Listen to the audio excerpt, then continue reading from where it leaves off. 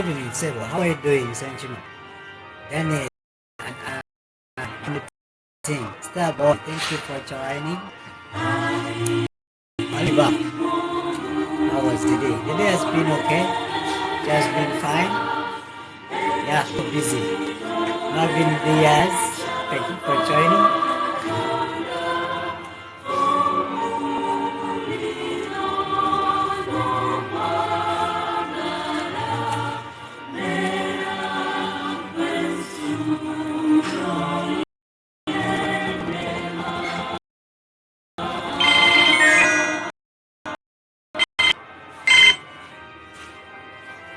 Wow, how has been your day, Senchima?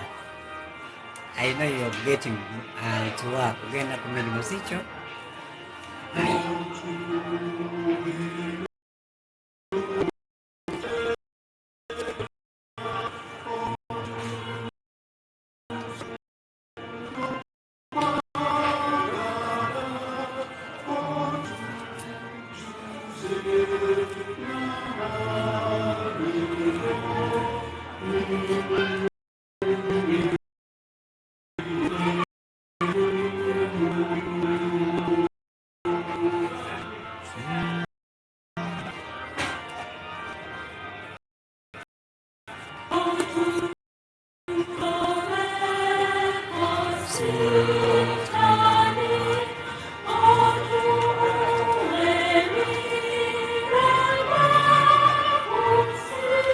My day is February, okay. Nekati atandika kukola sikyo, tuli mu kunjuka mpagaliza ekiro kirungi ng'okola. I wish you a blessed evening or night at your workplace, my brother. May God bless you. Jane Vardy, my follower even on Facebook. Thank you, Mapa. How are you doing, Jane Vardy?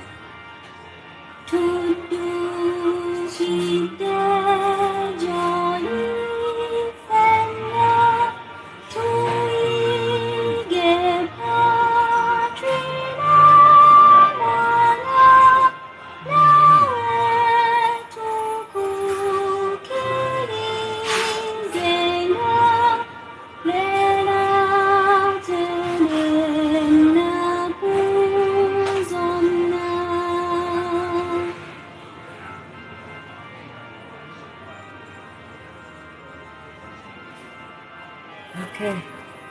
Nabakoza Daffin. Sasa okulaba.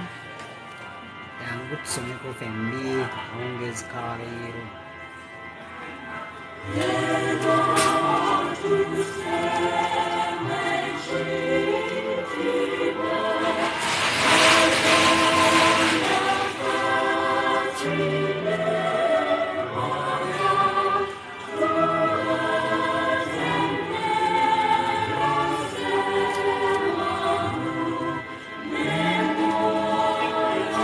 What is creature? Thank you for joining. Someone's called Ariana. That's okay.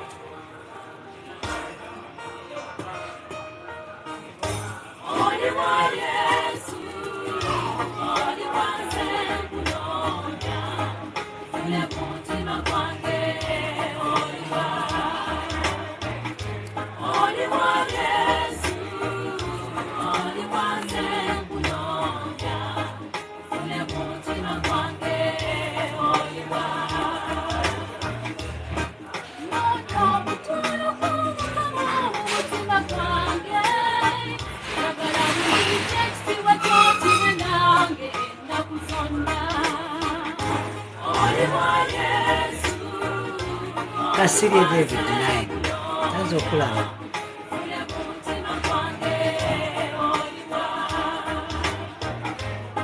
Franklin,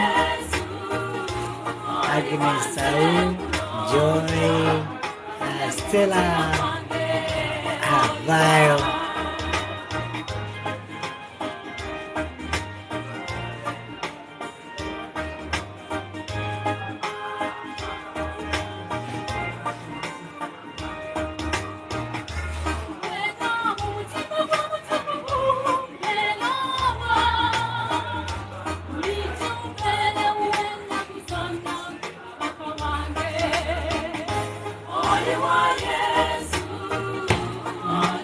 Joyi baliko nga mugamba ki Joyi gwanye ddala mbulira ku linnya lye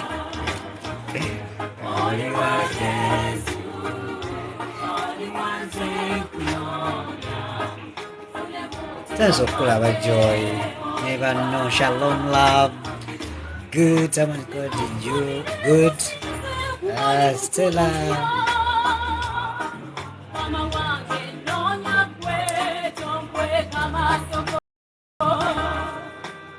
Agnes, beauty of Jesus. Oh, that is so nice.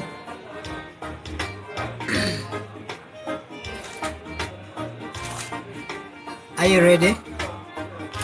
Tugenda kutandika kusoma rosary tukimala tusome Saala z'ekawungeezi. Hey, we just go for a few minutes. We call it an evening.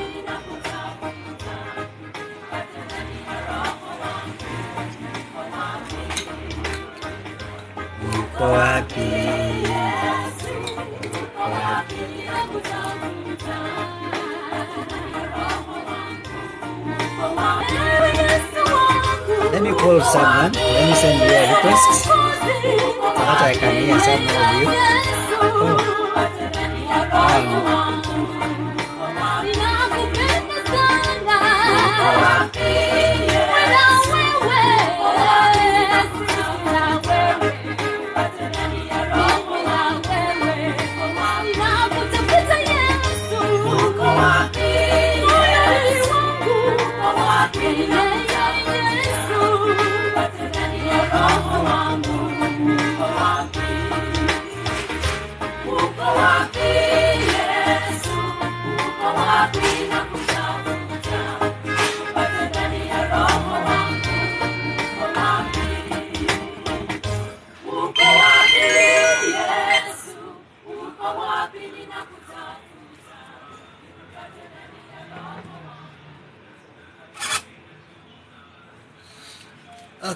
Okay. Let me see. Let me play one other song so that we can start.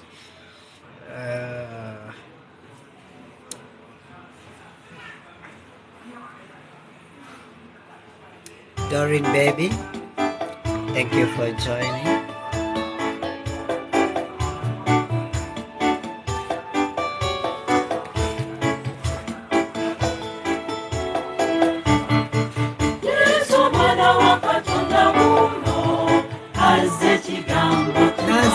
Nancy, kulaba birungi sisi abagumye emitima gyaffe. Haleluya, haleluya, haleluya, haleluya, haleluya, haleluya,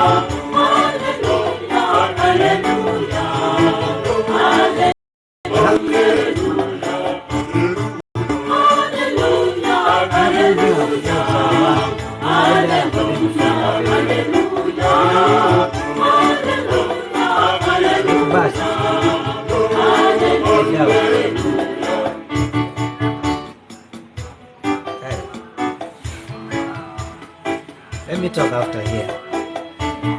Let's talk after here. Thank you.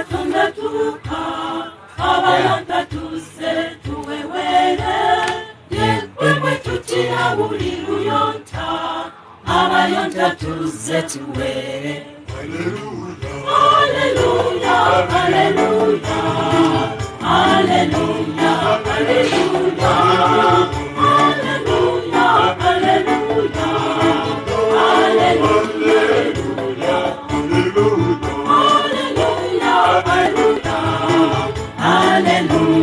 hallelujah. let's wait for 15 other people so that we can start with a good number. How is your number? 15 people. I believe in the next 5 minutes they will be here. Or 3. Just share, just continue to like. Just alert your friends, alert them that we are on. Resty, Nabale, Sanso Kulaba.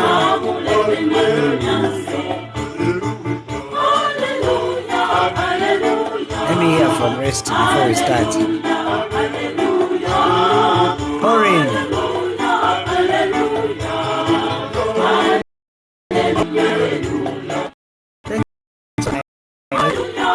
God bless you. Some because I'm going to be the diamond.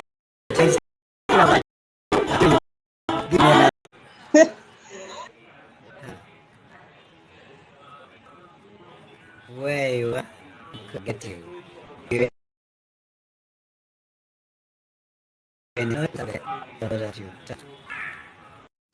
Okay.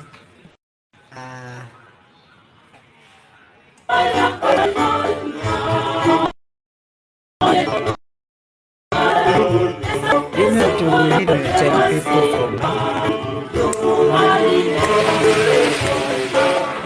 thank you for joining. Thank you. At this game, share with your friends.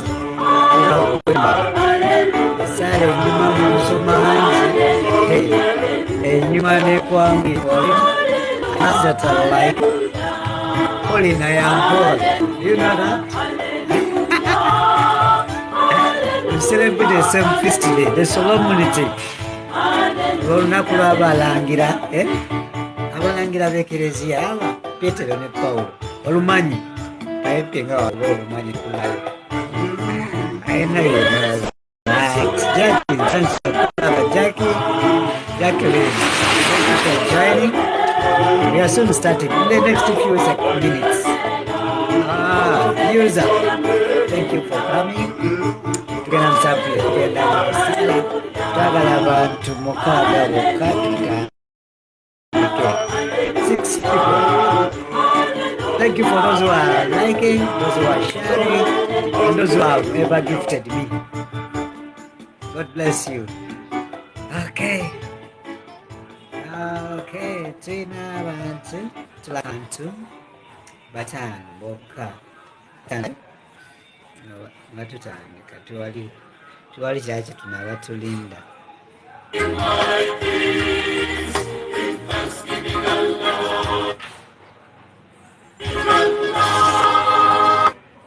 Beauty of Jesus.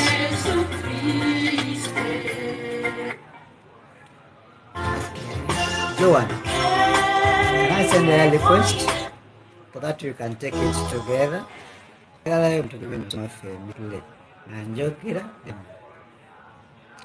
Pauline Wally waliwo ebyowogana.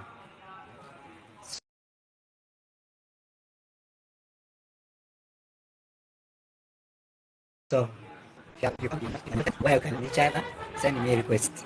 I'll reply it so that you can get each other. May God bless you. Not Pauline. That one was resting.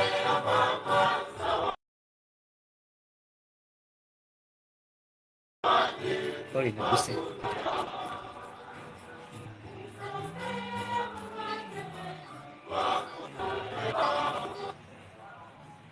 Okay.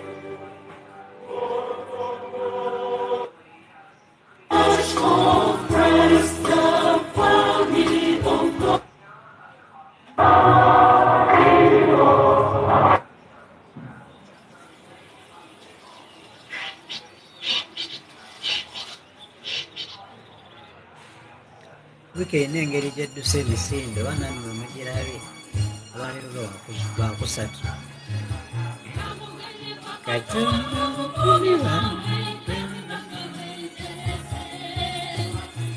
Rose nsaasa okulaba.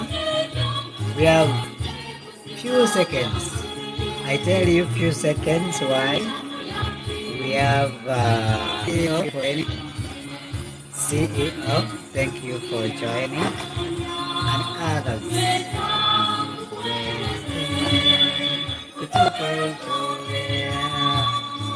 Otiri.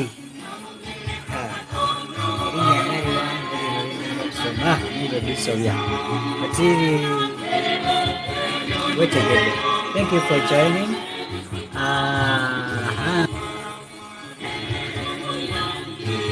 More two people, Viro.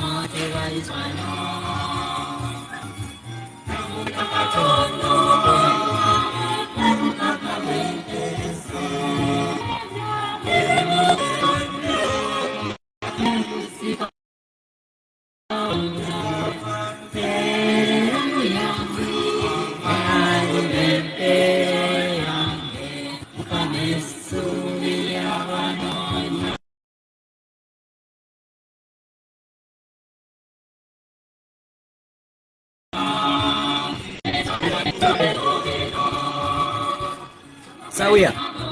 That's a flower.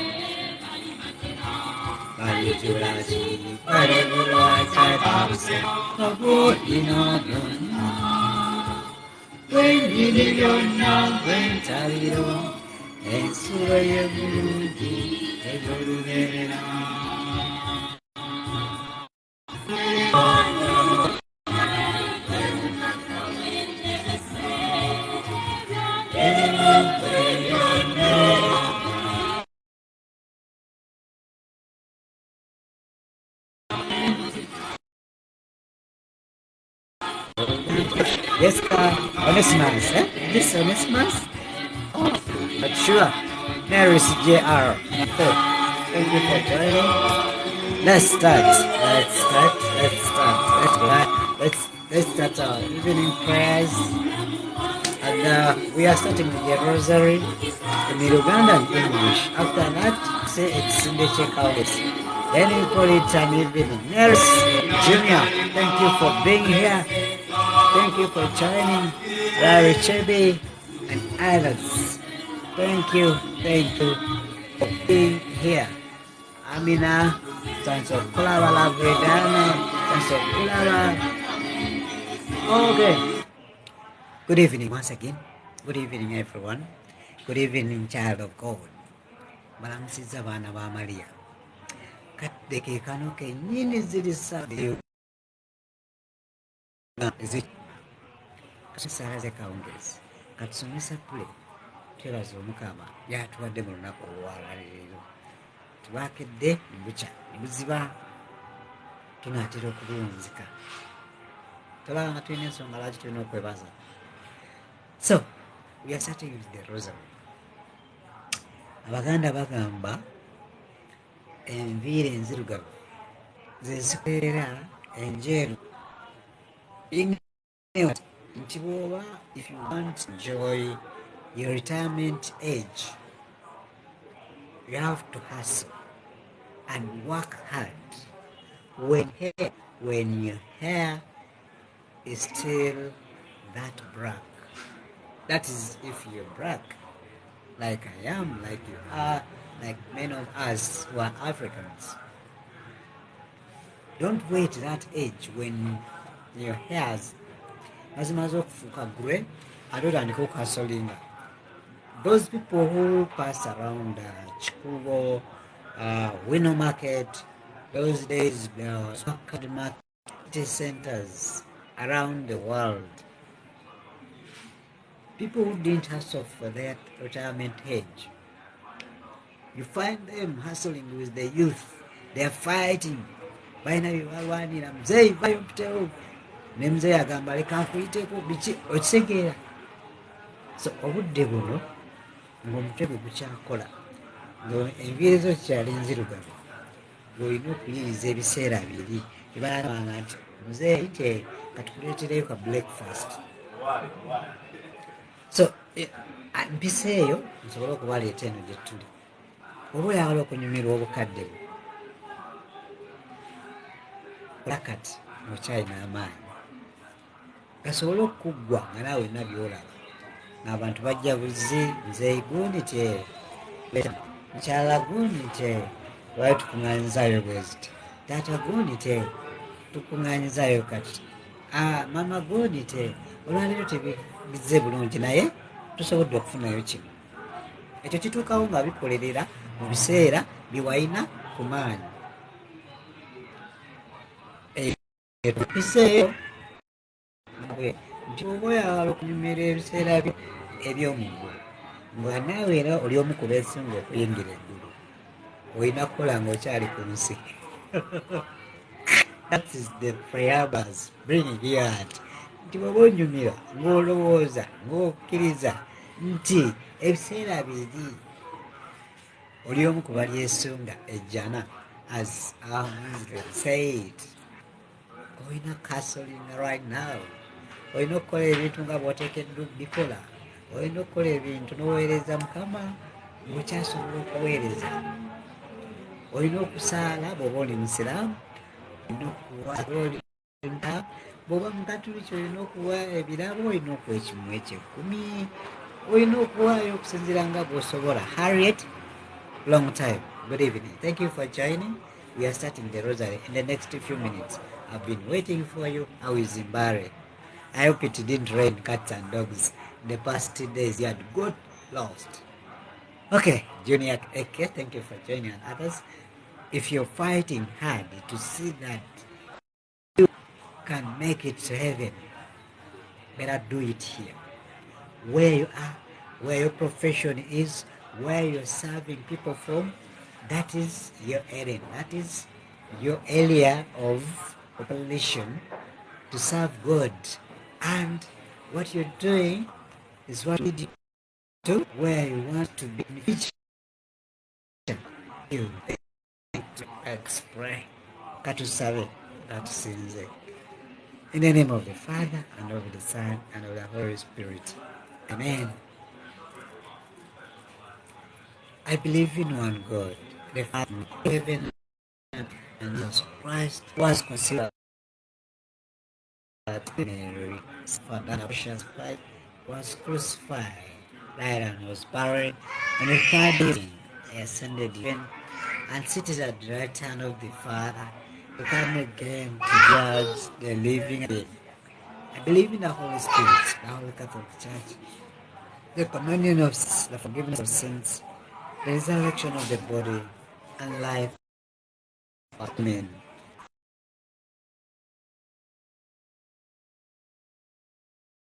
And forgive us trespasses, and forgive us trespass against us. Lead us in temptation, but deliver us from evil. Hail Mary, full of grace, the Lord is with you. Blessed are you among women, and blessed is the fruit of thy womb, Jesus. Holy Mary, Mother of God, pray for us sinners, now and the hour of our death. Amen. Hail Mary, full of grace, the Lord is with you. Blessed are you among women, and blessed the fruit of thy womb, Jesus. Holy Mary, Mother of God, pray for us sinners, now and the hour of our death. Amen. Hail, Mary, full of grace, the Lord is with you. Blessed are you among women, and blessed the fruit of thy womb, Jesus. Holy Mary, Mother of God, pray for us sinners, now and the hour of our death. Amen. Glory be to the Father, and to the Son, and to the Holy Spirit, as it was in the beginning, it's now and ever shall be, world without end. Amen.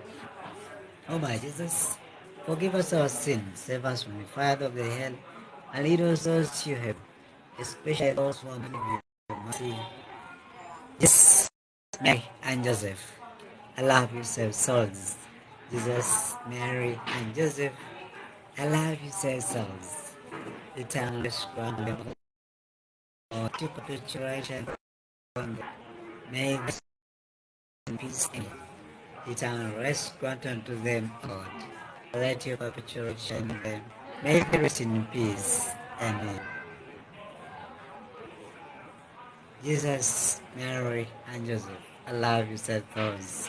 The five glorious mystery. The five glorious mystery. First mystery. The resurrection. Our Father, who art in heaven, hallowed be thy name. Thy kingdom come. Thou be done on earth as it is in heaven. Give us this day our daily bread, and forgive our trespasses, and they forgive us against us. Lead us not to temptation, and deliver us from evil. Amen. Hail Mary, full of grace, the Lord is with you. Blessed are you among women, and blessed is the fruit of thy womb, Jesus. Holy Mary, Mother of God, pray for us sinners, now and the hour of our death. Amen. Hail Mary, full of grace, the Lord is with you. Blessed are you women, and blessed is the fruit of thy womb, Jesus. Holy Mary, Mother of God, pray for us sinners, now and the hour of our death. Amen. Hail Mary, full of grace, the Lord is with you. Blessed are you among women, and blessed is the fruit of thy womb, Jesus. Holy Mary, Mother of God, pray for us sinners, now and the hour of our death. Amen.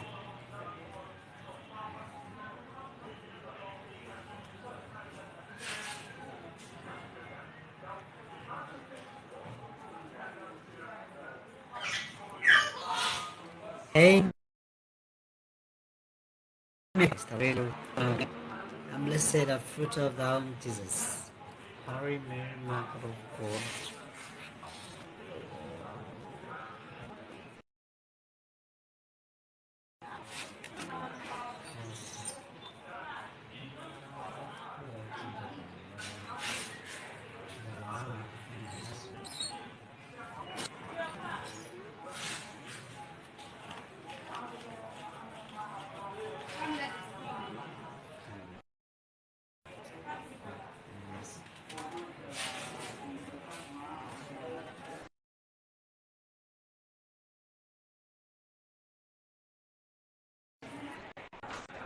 Hail Mary, full of grace, the Lord is with you. Blessed are you among men, and blessed the fruit of thy womb, Jesus. Holy God, pray for us sinners. Hail Mary, the Lord is with you. Jesus, Mary, God, pray for us sinners, now and the hour of our death. Hail Mary, grace, the Lord is with you. Blessed are you among men, and blessed the fruit of Jesus. Holy Mary, Mother of us sinners, and hour of our death. Amen. Mary, pray. Blessed the fruit of the womb, Jesus. Holy Mary, Mother of God, pray for us sinners, now and the hour of death. Amen. Hail Mary, full of grace, the Lord is with you. Blessed are you among women, and blessed the fruit of thy womb, Jesus. Holy Mary, Mother of God, pray for us sinners, now and the hour of our death. Amen. Hail Mary, full of grace, the Lord, blessed are you among women, and blessed the fruit of thy womb, Jesus. Holy Mary, Mother of God, pray for us sinners, now and at our death. Amen.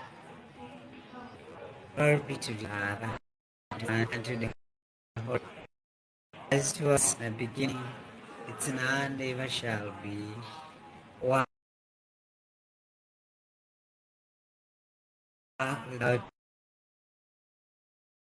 and just Father of hell, and lead us to heaven, especially those who are most need of your mercy.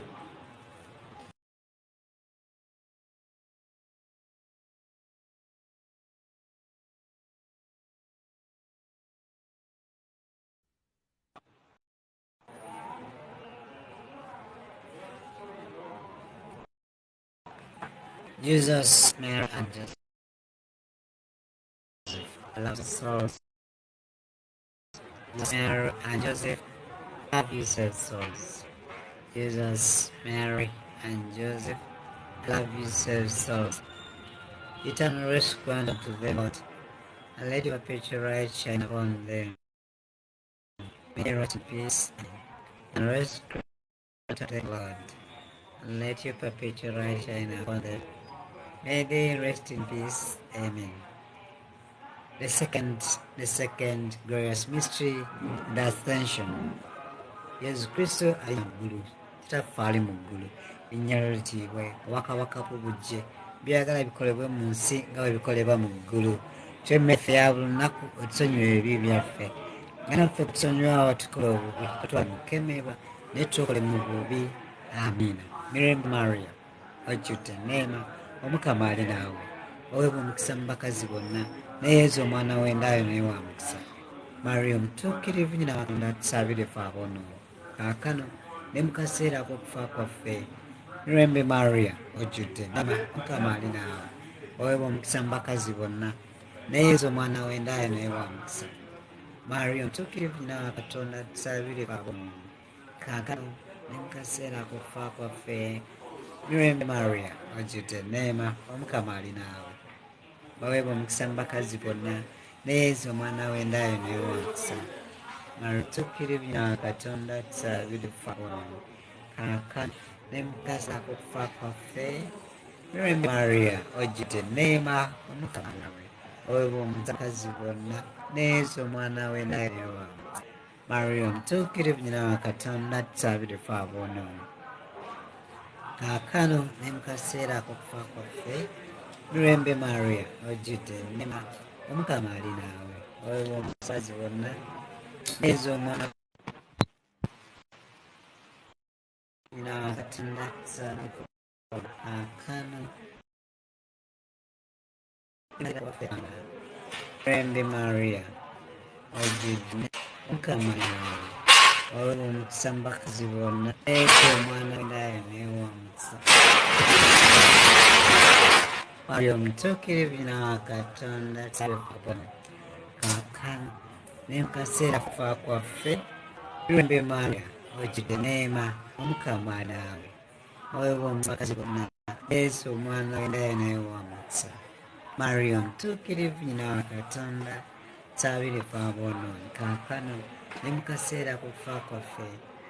Mirembe Maria, ojjudde neema, Omukama ali naawe, oweebwa omukisa mu bakazi bonna, ne Yesu omwana w'endaayo naye wa mukisa. Maria omutuukirivu nnyina wa Katonda atusaabire ffe aboonoonyi, kaakano ne mu kaseera ak'okufa kwaffe. Amiina. Mirembe Maria, ojjudde neema, Omukama ali naawe, oweebwa omukisa mu bakazi bonna, ne Yesu omwana w'endaayo naye wa mukisa. Maria omutuukirivu nnyina wa Katonda atusaabire ffe aboonoonyi, kaakano ne mu kaseera ak'okufa kwaffe. Mirembe Maria, ojjudde neema, Omukama ali naawe, oweebwa omukisa mu bakazi bonna, ne Yesu omwana w'endaayo naye wa mukisa. Maria omutuukirivu nnyina wa Katonda atusaabire ffe aboonoonyi, kaakano ne mu kaseera ak'okufa kwaffe. Amiina. Ekitiibwa kibe kya Patri n'ekya Mwana n'ekya Mwoyo Omutuukirivu, nga bwe kyali olubereberye na kaakano na bulijjo, emirembe n'emirembe. Amiina. Ayi Yesu waffe, otusonyiwe ebibi byaffe, tuwonye omuliro ogutazikira, abantu bonna batwale mu ggulu, naddala abasinga okwetaaga obusaasizi bwo obasaasire. Ekikolwa ekyokusatu, the descent of the Holy Spirit onto your apostles. Yesu Kristo asindika Mwoyo Omutuukirivu ku batume be, Our Father, who art in heaven, hallowed be thy name. Thy kingdom come, thou be done on earth as it is in heaven. Give us this day our daily bread, and forgive us our trespasses, and we forgive those trespass against us. Lead us not into temptation, but deliver us from evil. Amen. Hail Mary, full of grace, the Lord is with you. Blessed are you among women, and blessed is the fruit of thy womb, Jesus. Holy Mary, Mother of God, pray for us sinners, now and the hour of our death. Amen. Hail Mary, full of grace, the Lord is with you. Blessed are you among women, and blessed is the fruit of thy womb, Jesus. Holy Mary, Mother of God, pray for us sinners, now and the hour of our death. Amen. Hail Mary, full of grace, the Lord is with you. Blessed are you among women, and blessed is the fruit of thy womb, Jesus. Holy Mary, Mother of God, pray for us sinners, now and the hour of our death. Amen. Hail Mary, full of grace, the Lord is with you. Blessed are you among women, and blessed is the fruit of thy womb, Jesus. Holy Mary, Mother of God, pray for us sinners, now and the hour of our death. Amen. Hail Mary, full of grace, the Lord is with you. Blessed are you among women, and blessed is the fruit of thy womb, Jesus. Holy Mary, Mother of God, pray for us sinners, now and the hour of our death. Praise the Lord with you. Blessed are you among women, and blessed is the Holy Mary, Mother of God, pray for us now and the hour of our death. Amen. Hail Mary, full of grace, the Lord is with you. Blessed are you among women, And blessed of and the fruit of thy womb, Jesus. Holy Mary, Mother of Holy Mary, God, Mother of pray for God, us sinners, now and pray at for the hour us of our death. now Amen. and the hour of our death. Hail Mary, full of grace, the Lord is The with you. Lord Blessed is are you with among you, women, blessed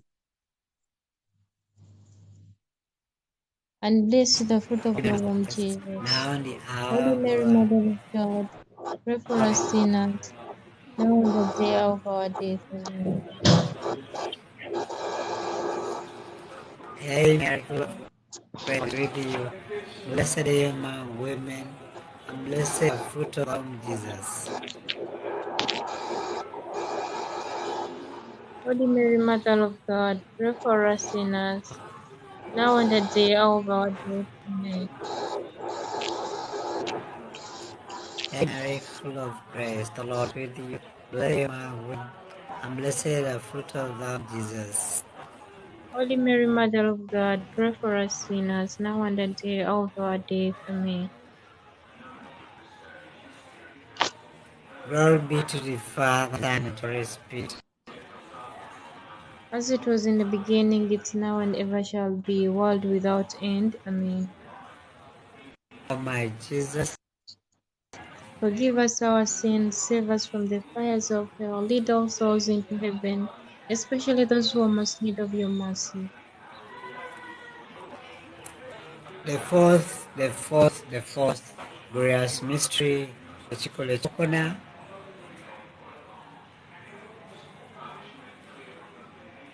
the Assumption of the Blessed Virgin Mary. Yes, Ekiragiro Maria atwalibwa mu ky'omutukuvu, ggulu. Amiina. kitaffe ali mu ggulu, erinnya lye Anteeke liitibwe. Luganda. Obwakabaka bwo bujje, byagala bikolebwe mu nsi nga bikolebwa mu ggulu. Otuwa emmere yaffe ya buli lunaku, otusonyiwa ebibi byaffe, nga naffe bwe tusonyiwa abatukola obubi. Totwala mu kukemebwa, naye tulokole mu bubi. Amiina. Mirembe Maria, ojjudde enneema, Mukama ali naawe, weebwa omukisa mu bakazi bonna, n'ezo omwana ow'endayo naye wa mukisa. Maria, tuli nina katonda bono kaakano ne mu kaseera okufa kwaffe. Amiina. Mirembe Maria, ojjudde enneema, Mukama ali naawe, weebwa omukisa mu bakazi bonna, n'ezo omwana ow'endayo naye wa mukisa. Makkirina katonda tusabire ffe aboonoonyi kaakano kaseera okufa kwaffe. Amiina. Mirembe Maria, ojjudde enneema, Mukama ali naawe, weebwa omukisa mu bakazi bonna, n'ezo omwana ow'endayo naye wa mukisa. Maria omutuukirivu nnyina wa Katonda tusabire ffe aboonoonyi kaakano ne mu kaseera ak'okufa kwaffe. Amiina. Mirembe Maria, ojjudde enneema, Mukama ali naawe.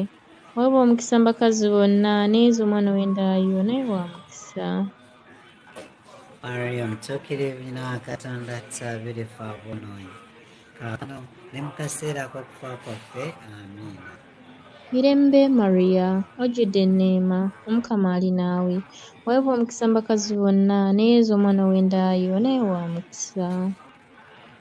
Maria omutuukirivu nnyina wa Katonda, tusabire ffe aboonoonyi, kaakano ne mu kaseera ak'okufa kwaffe. Amiina. Mirembe Maria, ojjudde enneema, Mukama ali naawe. Weebwa omukisa mu bakazi bonna, n'ezo omwana w'endaayo naye wa mukisa. Maria omutuukirivu nnyina wa Katonda, tusabire ffe aboonoonyi, kaakano ne mu kaseera ak'okufa kwaffe. Amiina. Mirembe Maria, ojjudde enneema, Omukama ali naawe. Weebwa omukisa mu bakazi bonna, n'ezo omwana w'endaayo naye wa mukisa. Maria omutuukirivu nnyina wa Katonda, tusabire ffe aboonoonyi, kaakano ne mu kaseera ak'okufa kwaffe. Amiina. Mirembe Maria, ojjudde enneema, Omukama ali naawe. Weebwa omukisa mu bakazi bonna, n'ezo omwana w'endaayo naye wa mukisa. Maria omutuukirivu nnyina wa Katonda, tusabire ffe aboonoonyi, kaakano ne mu kaseera ak'okufa kwaffe. Amiina. Mirembe Maria, ojjudde enneema, Mukama ali naawe. Weebwa omukisa mu bakazi bonna, n'ezo omwana w'endaayo naye wa mukisa. Maria omutuukirivu nnyina wa Katonda, tusabire ffe aboonoonyi, kaakano ne mu kaseera ak'okufa kwaffe. Mirembe Maria, ojjudde enneema, Omukama ali naawe. Weebwa omukisa mu bakazi bonna, n'ezo omwana w'endaayo naye wa mukisa. Maria omutuukirivu nnyina wa Katonda, tusabire ffe aboonoonyi, kaakano ne mu kaseera ak'okufa kwaffe. Amiina. Ekitiibwa kibe kya Patri, n'ekya Mwana, n'ekya Mwoyo Omutuukirivu.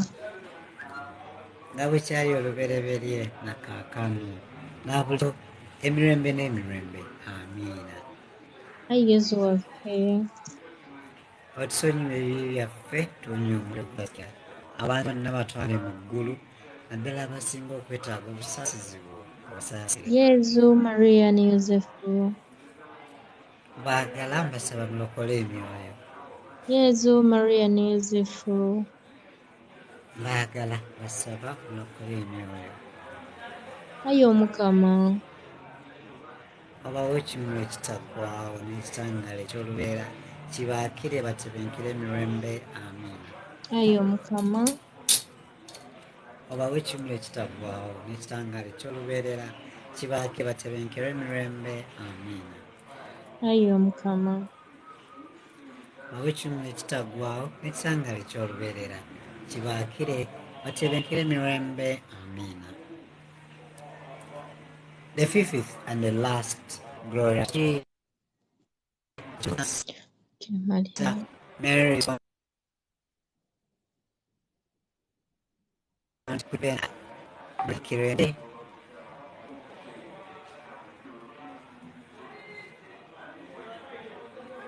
Our Father, who art in heaven, hallowed be thy name. Thy kingdom come, thy will be done on earth as it is in heaven. Give us this day our daily bread, and forgive us our trespasses, as we forgive those who trespass against us. And lead us not into temptation, but deliver us from evil. Amen. Hail Mary, full of grace, the Lord is with you. Blessed are you among women, and blessed the fruit of thy womb, Jesus. Holy Mary, Mother of God, pray for us sinners, now and at the day of our death. Amen. Hail Mary, full of grace, the Lord is with you. Blessed are you among women, and blessed the fruit of thy womb, Jesus. Holy Mary, Mother of God, pray for us sinners, now and at the hour of our death. Amen. Hail Mary, full of grace, the Lord is with you. Blessed are you among women, and blessed the fruit of thy womb, Jesus. Holy Mary, Mother of God, pray for us sinners, now and at the hour of our death. Amen. Hail Mary, full of grace, the Lord is with you. Blessed among women, and blessed the fruit of wombs. Holy Mary, Mother of God, pray for us sinners, now and at the day of our death. Amen. Hail Mary, full of grace, the Lord is with you. Blessed are you among women, and blessed the fruit of thy womb, Jesus. Holy Mary, Mother of God, pray for us sinners, now and at the day of our death. Amen. Hail Mary, full of grace, the Lord is with you. Blessed are you among women, and blessed the fruit of thy womb, Jesus. Holy Mary, Mother of God, pray for us sinners, now and at the day of our death. Amen. Hail Mary, full of grace, the Lord is with you. Blessed are you among women, and blessed the fruit of thy womb, Jesus. Holy Mary, Mother of God, pray for us sinners, now and at the day of our death. Amen. Hail Mary, full of grace, the Lord is with you. Blessed are you among women, and blessed the fruit of thy womb, Jesus. Holy Mary, Mother of God, pray for us sinners, now and at the day of our death. Amen. Hail Mary, full of grace, the Lord is with you. Blessed among women, and blessed the fruit of thy womb, Jesus. Holy Mary, Mother of God, pray for us sinners, now and at the day of our death. Amen. Hail Mary, full of grace, the Lord is with you. Blessed are you among women, and blessed the fruit of thy womb, Jesus. Holy Mary, Mother of God, pray for us sinners, now and at the day of our death. Amen.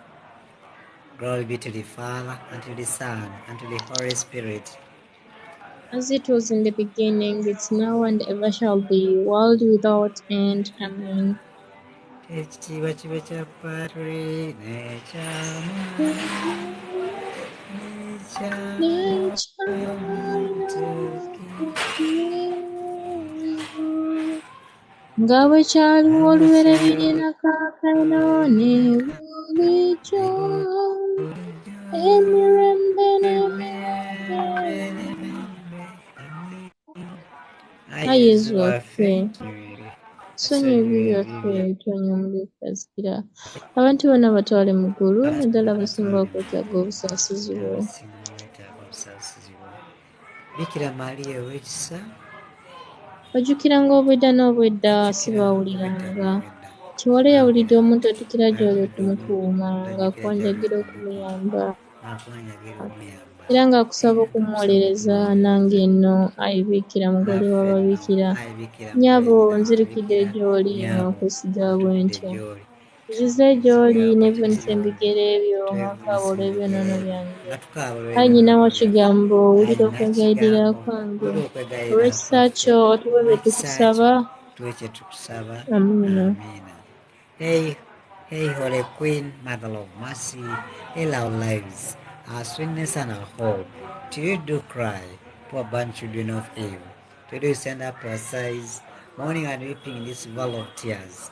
Turn then, most gracious advocate, your eyes mercy toward us, and after this our exile, show us unto good from Jesus. O clement, O loving, O sweet Virgin Mary, pray for us, O Mother of God, that we be Obuumiribwa made worthy of the promises of Christ. Let us pray. O God, whose only begotten Son, by his life, death, and resurrection, has purchased for us the reward of eternal salvation, we want to beseech you that meditating upon these mysteries in the most holy rosary of the Blessed Virgin Mary, we may both imitate what they contain and so obtain what they promise. Through the same Christ our Through the same Christ our Lord. Amen. Amen. Loving Father, we want to thank you for the gift of this evening. We want to thank you for everything that you've enabled us to touch in this world in serving you. Twebaza olw'ekirabo eky'obulamu kyotuwadde n'ebyo byotusobozesezza okuteekako omukono gwaffe n'engalo zaffe nga tukuweereza mu bifo byaffe eby'enjawulo, abakolera mu mayumba, abakolera mu maofiisi, abakolera mu maka, abakolera mu keleziya, abakolera mu maduuka, abakolera mu nguudo. Tulina bingi bye tutaddeko engalo olwaleero. Kama niwe omukisa bituviiremu ekkubo egolofu tutambiko tubuulire ebyetaago by'abaana bonna bano abaliko online abazzeeko olwaleero n'abasobodde kujja abalemeseddwa olw'embeera ez'enjawulo bawunyisa obasibe tuli boonoona buli muntu mwonoona naye tukwebazibwa kuba nti buli tudukira gy'oli ebibi byaffe si byosinziirako otherwise abantu abamu twandibadde tukyassa ekisa ky'olina kama tukkiriza nti bwe tunaatulidde ku ggwe tujja tukajja tutulaga tukweza ebyo byewatwako nebyosuubira okutuwa bingi byetusuubira okuva gy'oli ebimu gw'osinga okubimanya tulambike mu kkubo lyeggolokofu tusobole okuweereza n'omutima gumu Maggie, you can add on. Then we go to Ssenkasi. Mukama Katonda waffe tuzze mu maaso g'olwaleero nate. Ffe tetulina kye tuli Mukama, gwe wootali. Tukwebaza olw'obulamu bwaffe Mukama, tukwebaza olw'emirimu gyaffe, tukwebaza olw'eno platform Mukama, na bonna baweerako ebirungi Mukama. Abaana bangi bafuniddeko ebirungi, tufuniddeko emikwano. Tuyigiddeko Mukama, tukwebaza kubanga wagireeta abamu ne tugifunamu omugaso. Tukwebaza Mukama olw'abo b'osobodde okukuuma. Mukama, abaana bali mu kufa, abaana bafa Yezu, naye tetulina kye tusobola kukola. Gwe b'otakuuma tuba kikuumira busa. Naye Mukama tuteeka mu mikono gyo. Buli mwana yenna aliyo Mukama, naddala abaana abali mu biyumba. Saudi Arabia is too much. Saudi Arabia esusse Mukama, naye gwe omukono gwo ogw'amaanyi gutambule Mukama, gukwate ku buli mwana yenna ali mu kiyumba, ali mu kunyigirizibwa. Mukama, ayita mu mbeera embi. Bangi abamu tetusobola na bbawuliza, abamu tetumanyi na ki kye baliko, abatalina ne intaneti Mukama, naye gwe ababeera Mukama omukuumi waabwe. Ffe tetusobola kwekuuma gwe nga tokuumye. Mukama, emikono gyaffe ogiwa omukisa, tojja kunoonya kikumi, tojja kubeera bulungi, tetwajja kufa Mukama, tetwagala kuddirayo mu keesi Mukama. Twaleka abaana baffe e Uganda Mukama, twagala baddeyo nga batuddeyo nga basanyufu, nga ssente zaffe Mukama tulina kye tuzikozeemu eky'amagezi. Buli mwana yenna Mukama eyajja okuhasoringa for the life Mukama, buli omu omuwe ky'ayagala kubanga tulina bingi, buli omu alina bingi bye yeetaaga. Naye buli omu Mukama omutuukirizeko at least ekirooto kye yajja nakyo. Sisuubira nti waliwo eyajja just for fun. Naye Mukama leka buli omu atuukirize ekirooto kye.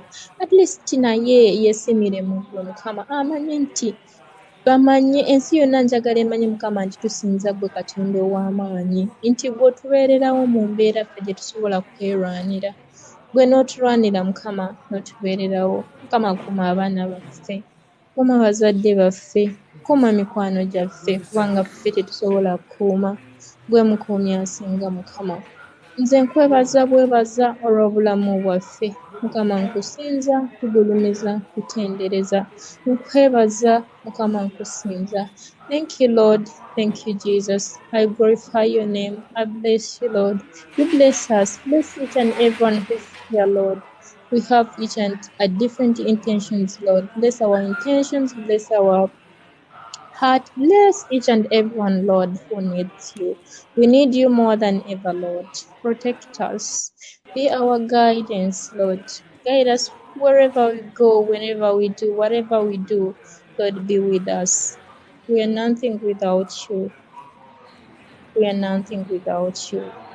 We pray through Jesus Christ our Lord. Amen. Amen. Amen. Amen.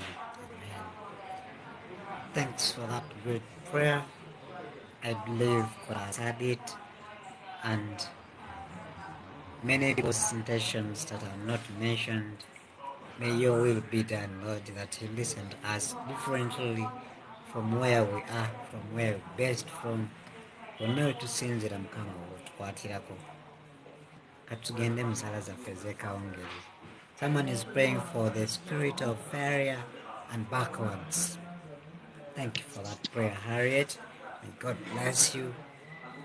And others whose intentions are not listed. May God help us in our different mulinnya lwa paatiri eryamwana eryamwoyo Eryamwe omutuukirivu. omutuukirivu. Amiina. Amen. Katonda wange nzikiriza ng'oli wano kusinza. Nkusinza, nkwagala n'okwagala kwonna okw'omwoyo gwange. Nkwebaza kuba wantonda, n'ononoza omwana wo gwe yagala, n'onfula omukristu, ate nkwebaza naddala buli neema gye wampa.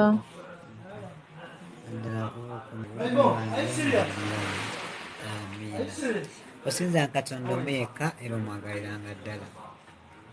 Tolayiriranga bwereere mu linnya lya Katonda, olongoosanga olunaku lwa Katonda, otyanga kitaawo ne nnyoko, tottanga, tobbanga, toyendanga, olekanga okwaliza n'okulimba, teweegombanga mukazi w'abandi, teweegombanga bintu by'abandi. Tujjukire ebibi byaffe ebya leero, essaala Saala ey'okubonerera. Katonda wange, mmuboneredde nnyo olw'ebibi bye nakola. Ate nga ggwe tobyagala, bw'obadde onnyambye, nkomye kuno sigenda kuddamu kukujeemera. Katonda gwe mulungi ennyo, owa omukisa mu Ekeleziyaawo n'abantu ab'ensi eno, n'abaganda bange, n'emikwano gyange, n'abatanjagala. Kuuma obulungi abakulu bange ab'eddiini n'ab'ensi, tusemedde abantu abatakukkiriza, naddala abali mu nsi muno, n'abavudde mu ekeleziyaawo, n'aboonoomi, nyweza abalungi, tusa obulungi abali mu lugendo, zino abaavu, n'abanaku, n'abasibe, n'abalwadde, n'abazirika. Sonyiwa emyoyo giri mu purigaatooli, otunuukire ekirungi, n'ennenefuka nga tukwagala. Amiina. Kitaffe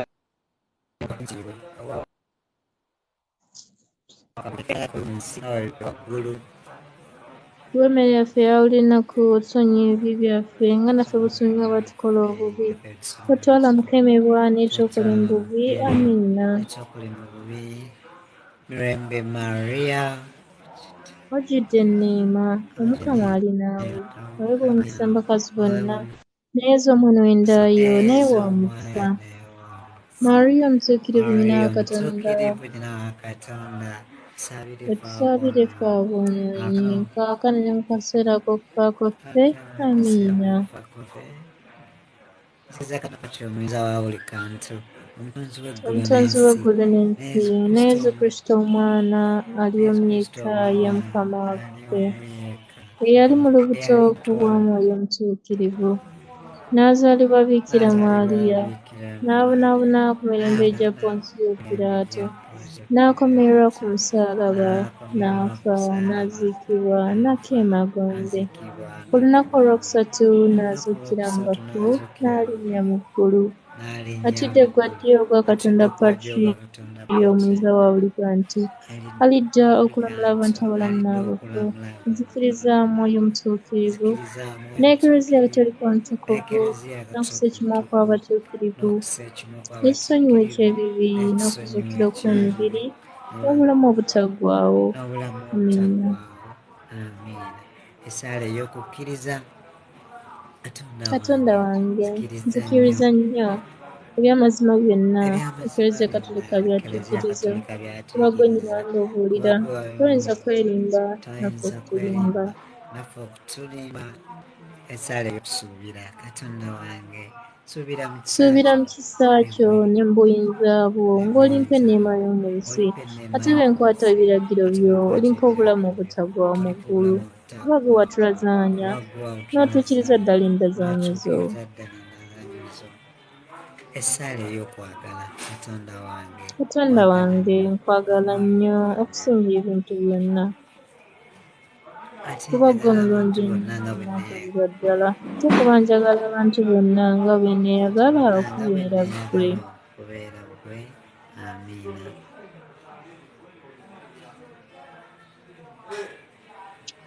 Bikira Maria ow'ekisa, ojjukira ng'obwedda n'obwedda sibaawuliranga Twawuliranga twaddukira gy'oli okumukuuma, okwanjagira okumuyamba, era nga kusaba okwomwongereza. Nange nno, Ayi Biikira, mugole wa Biikira nnyabo, Nzirukidde gy'oli nga nkwesiga bwentyo, nsuze gy'oli, neevunisa mu bigere byo nga nkaabula ebyonoono byange.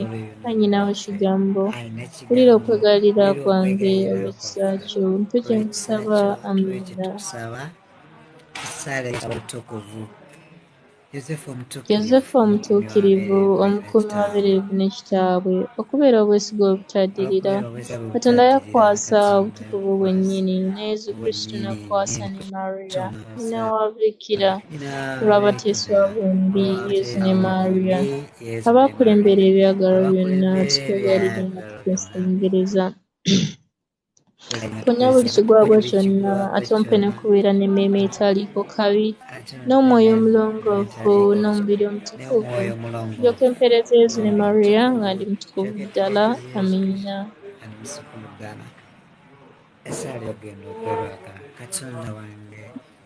Tukwegayiridde ekiwummulo kyaffe kye tugenda okuwummula kitubeerere kirungi, kya mwoyo gwaffe na mubiri gwaffe, nammwe bamalayika baffe abakuumi, n'abatuukirivu mwenna abali mu ggulu,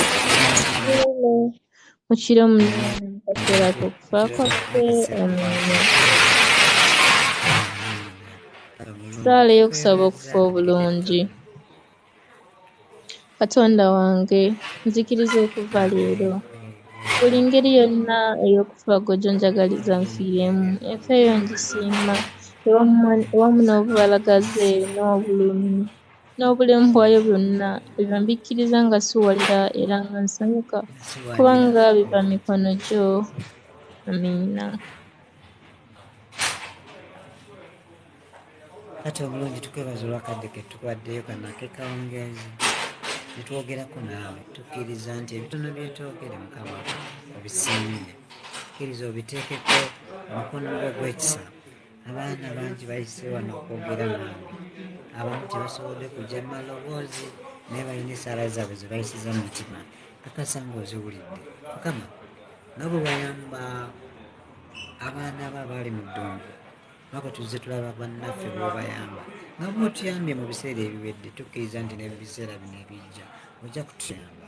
Tukwebaza abo bonna abawadde obujjulizi mu mbeera ez'enjawulo, naffe tusaba embeera abaana gye bayitamu, naddala abo abali ebweru wa Uganda, Mukama bakuume, basobozese okukola bye bagenda okukola nga bamativu nti bajja kudda nga balamu. Amawulire yadde si malungi mu maka ag'enjawulo, ne tukusaba ogende ng'obateekako omukono nga bwe wayisawo abaana ba Isirayiri mu kiro eky'okuyitibwako. Kingiriza abaana b'e Uganda ababonaabonera mu nsi zeeyo, genda ng'oyita mu mayumba gye bali, Mukama obateekeko akabonero kwako omusaalaba, ogambe nti ono ajja kuddayo nga bwe yajja, ajja kuddayo ng'amaze bye yajja okukola. Ne bamalayika baffe abakuumi nabo batukuume, abatuukirivu b'amannya gaffe bonna batusabire. Abatuukirivu Petro ne Pawulo mutusabire. Abajulizi ba Uganda abatuukirivu mutusabire. Eliyo omutuukirivu otusabire. Agnes omutuukirivu otusabire. Hilary omutuukirivu otusabire. St. Margaret otusabire. Abatuukirivu bonna abali mu ggulu, abatuukirivu b'olunaku olwaleero mwenna mutusabire.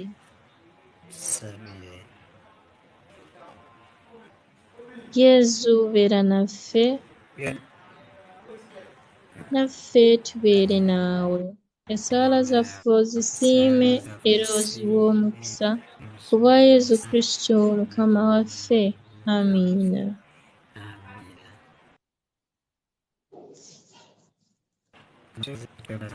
Embeera gy'otuteerawo tuweera omutima gotya ne tusobola okugukozesa okwogera gy'oli nga tukuŋŋaanya okuva mu biseera eby'enjawulo mu mawanga ag'enjawulo. W'omukisa olwaba abagukozesa okubaako amawulire ag'essanyu agadda eri gy'oli, ne tukusaba tusobole okugukozesa okubunya ekigambo kyo. okwogerako naawe mu biseera ebyeddembe n'ebiseera eby'essanyu. Tujja kuddukiranga gy'oli Mukama, kye tukusuubiza nga tuyita Yesu Kristo Mukama waffe. Amen. Amen. Thank you for whoever that has been on. Thank you for whoever that has been online. Thank you, Maggie, for always coming on to share a word with us here online. And others, please, if you wish to join and make sure that you have a good and steady, reliable network so that we can listen to each other. And I want to say, we shall always be here. We shall always come and say hi to our God, you know? And this is the only way we can do this. If you can't reach Mass, come. If you see anywhere where there is Mass, maybe at the TV, please attend to it. If you see me live streaming Mass, that also say thank you that is following this live. Thank you for that is following me and for the good comments sending. May God bless you. People have comments that comes on different platforms. Oh God, let me tell you this, guys, whoever so about that, some people went and said some funny stuff that we are using this platform to do other things. You know, ignorance is still here, like someone how he mentioned it. Backwards is still in our mind, and we are to explain how things are done, how accounts are opened on TikTok, and what is it for. Like I said, okulaba nti ng'oli wakukolera ku butaliimu era ejja kuba y'ebyo, naffe tulina ekisa tugikozesa kuteekako kunyumizako nakwogerako na Mukama. So twebaza Mukama atusobozesezza era mbeebaza. That's the only way I can say. Like I said, I will always pray for you every time I'm in Mass. That's the gift I can give you. Nothing better than that. Unless you need any assistance that I can do from this side and you can't reach this side. I can try to do what I can afford. Omukama amuza. What sounds funny? Tell me, are you getting me?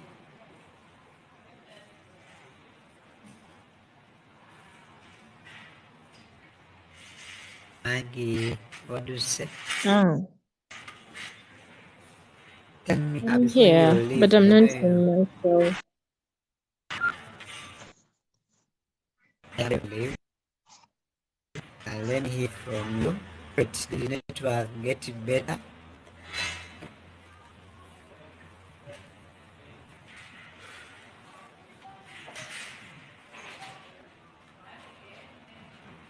Mpulira. Nkuwulira. Olunaku lugambye eki, sooka otubuuliremu katono.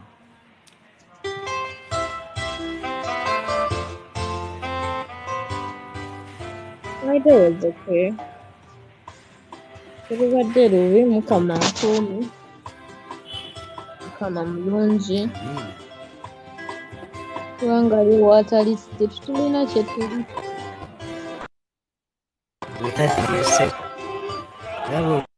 So olunaku lwange lubadde lulungi. Tubaddemu na buzibu.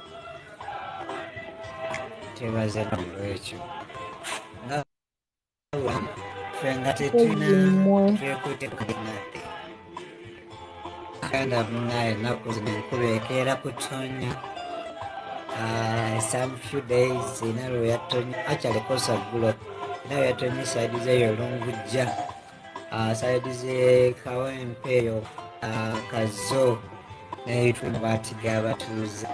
Natwera and others, thank you for joining. So enkuba etonye ennaku zino naye etonnya mu biseera bya kumakya nnyo ssaawa nga 9 eyo 10 ne ssaawa nga 7 eyo ez'ekiro. Mwenna omwesiimye mulabako ne kakuba.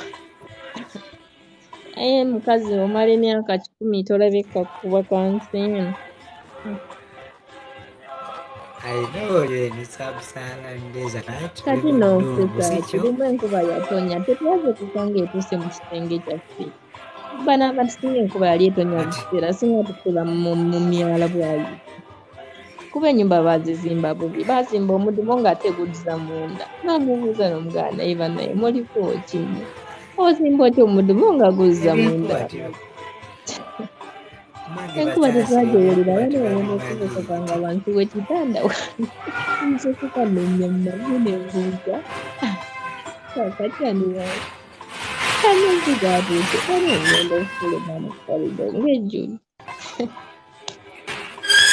olaba bw'osinga bwayise e Saudi. Natandika kuyoola mazzi nga ninga aliwo ekatanga naye nga ebannange alowoleza yumba olimu What can bannange. At surprise? least enkuba bw'etonya nalwo lutalo bw'egwaka nawe netusikiri tabu.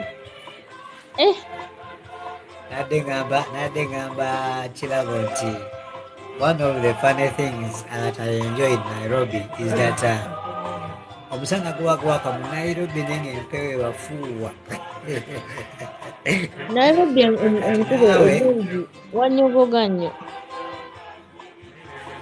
There are days mulimu season nga wannyogoga ng'omusana ogulaba gwaka naye nga empewo ekuba, so nakiri experiencingako for some good times. Ebeeramu wadde akasana kaaka.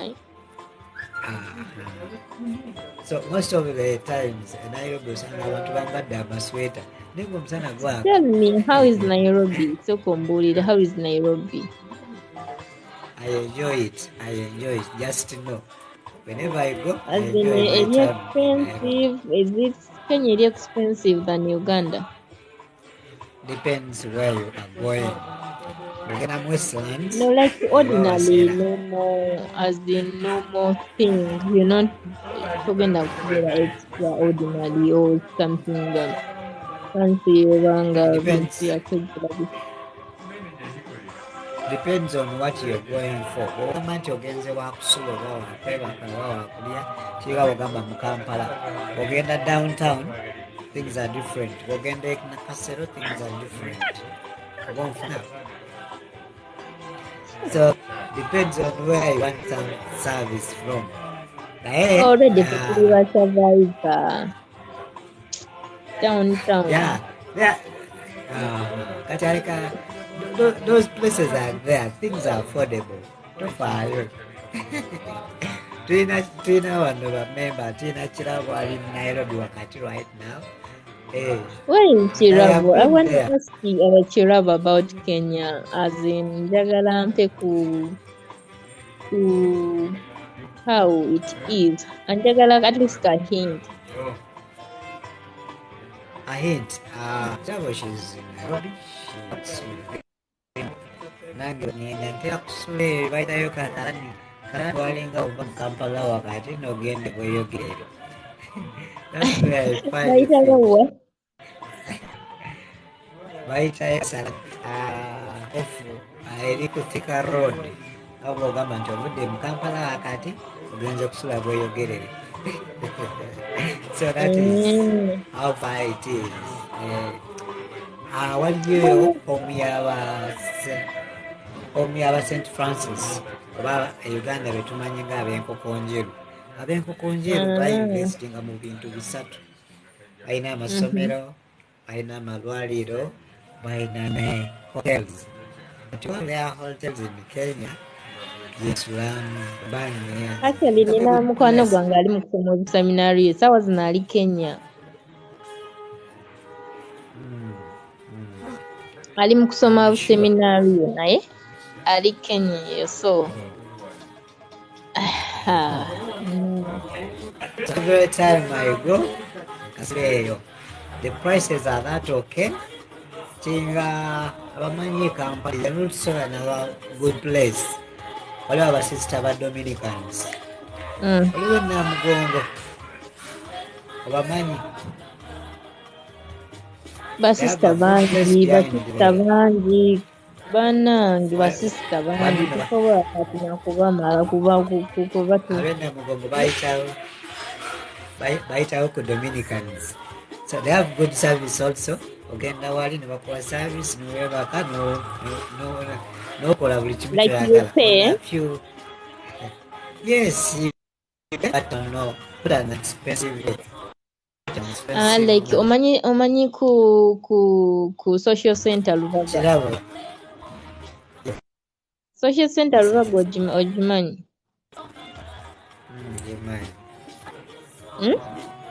Gimanyi. Kati ndowooza nabo balinga bwe batono kubanga social center it's affordable price omuntu bajja osobola invitinga ne basaaba bakolera expense naye nga it's like affordable place ate ng'eri in a very very very good place.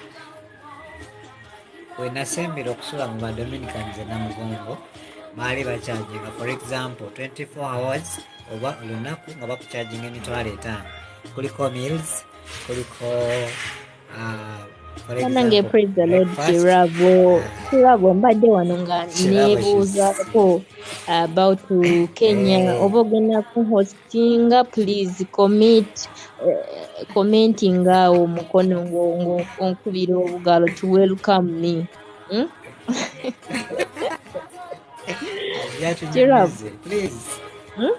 Kirabo, first come and tell me how Kenya is. Jangu ombuulire ya wanna visit you. Njagala nkubeko surprise nzije nkuvisitinge. Next year I'm in Kenya. Hello, I wanna come to Kenya naye nga nina omuntu gwe mmanyi at least like asobola okungaidinga.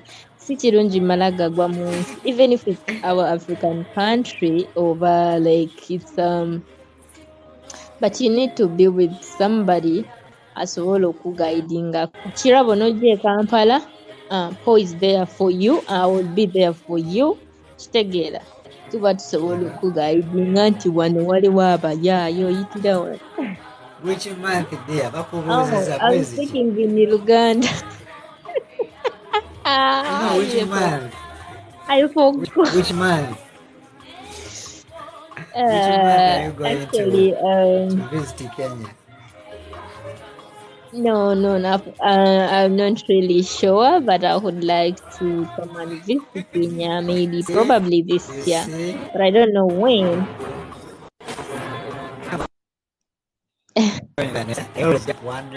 Sorry, Chilavo, I was speaking in Uganda. I couldn't like. That's why you understand Uganda.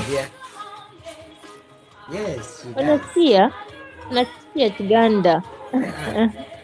She understands Uganda. Ana nasikia Swahili pole pole bwana. She's actually serious. I'm serious, Kirabo. I'm serious. I wanna come to Kenya, but I want somebody who knows Kenya, or maybe somebody who can guide me, or someone who can tell me, or maybe like this is like this, or it's like this. Like you when you come to Uganda, so is atuwacho neyogeza oluzungu sitonjogeza luzungu oyagala kunnomya lulimi kiki naye kirabo mukazi ndi wano ndi mukutoba n'oluzungu naye netwakayo mbipo tegatta like sinungi netwakayo like okugattako omuntu omulala ebeera like not so good. Kenya no Kirabo ogenda kunyaniriza just kunyaniriza and they show me just around kyekyo tewali kirala njagala kulaba. Let me tell you one thing. In 2012, in 2013, I had a trip to Kenya. That was my second time. Kachinalingins of Tigera, some Ugandans. Do you know that when they came to Kenya and found me there, they never believed that I'm a Ugandan. Like whatever. I tell them, Swahili is not that much, but I was using English. These were Ugandans, and they were shocked that they found someone in Kenya who knows Luganda. I had to guide them, we are going this side, we are going this side, we are going this side. Really, you know Luganda? But I'm telling you, you can find many. You can find many people who knows Uganda in Kenya. I have been in the streets, I've had them. Bamwita Daphne. She's a Ugandan also in Kenya. Yeah. Mpola tujja kutuuka gye tulaga bannange temukkirize mbasiibule kirabo olina kyokigamba kirabo yaka yagenze n'adda era ne inbox ye mukinkuule ali mulaba netiwaaka mwana gw'embi begairidde mukkirize siibule I'll make my way home.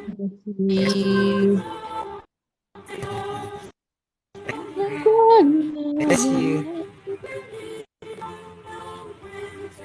Bana nsula bulungi kubanga netiwaaka ye enyiiza naye I thank God nti tumaliriza Sapule and prayers ng'eri bulungiko. Yeah, I was getting you. Webale tuweereza mukwano nawe webale kujjanjaba kirabo oyako natubeera naye byakugezangako Mukama n'amanya Ndibasa ndiba nga bwena yeebasa mwana waokunansi. Okay, I wish you a blessed night. How are you tonight? Mufiraka kansigale ku live yange Mufirika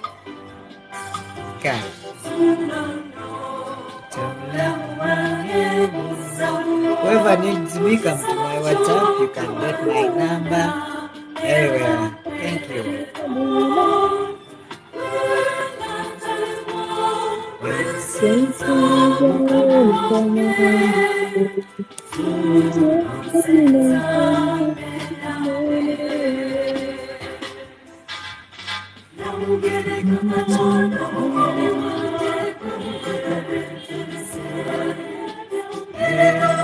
Thank you, Julia. Thank you, Leila. You're welcome.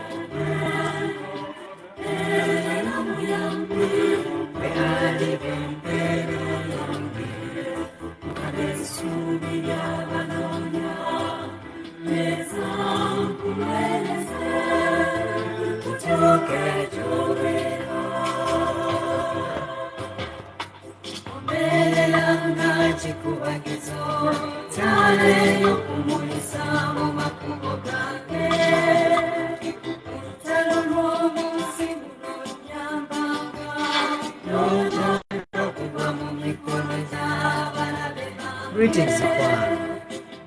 I am signing out as you see me. I'm trying to fix everything to closure.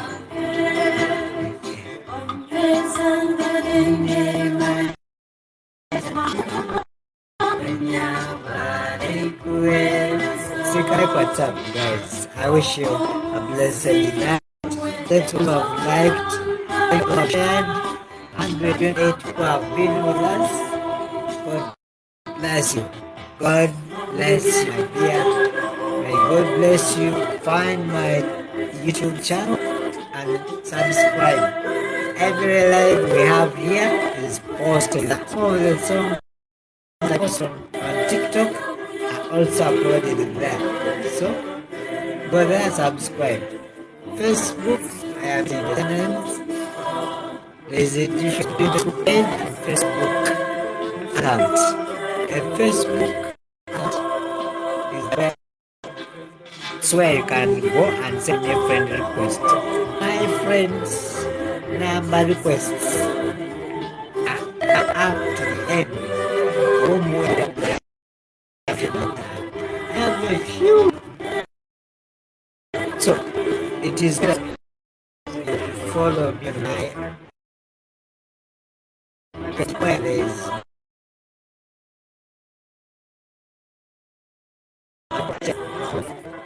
and Europe, where I was posted on NTV. That is my Facebook page. You just go there and like it and follow me. May God bless you. 100 people. May God bless you. Call it a very blessed evening. God be with you. See you tomorrow. Wow. Tracy J. David. Others for the host. May God bless you. I wish you a blessed night. In the name of the Father, and of the Son, and of the Holy Spirit. Bye.